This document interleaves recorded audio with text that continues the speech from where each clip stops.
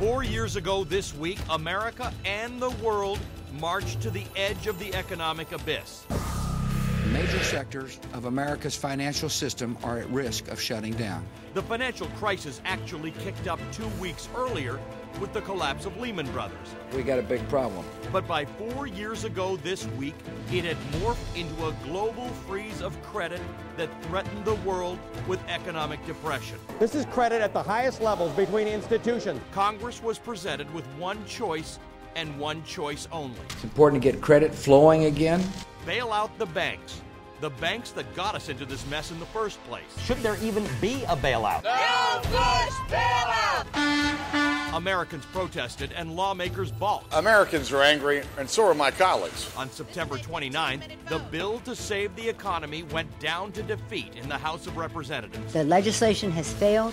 I'm very disappointed in today's vote. To the Democrats and Republicans who opposed this plan yesterday, I say, step up to the plate. Investors panicked.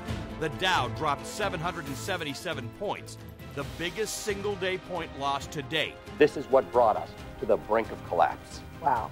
All because Annie went and got a house she couldn't afford? I don't know whose fault that was. Enough blame to go around. $1.2 trillion in market value wiped out in one day. It's really psychological at this point. Congress quickly reconvened, and 4 days later, on October 3rd, it passed the $700 billion Troubled Asset Relief Program. Congress has agreed to a broad deal that authorizes the Treasury Secretary to start releasing money to free up the credit system.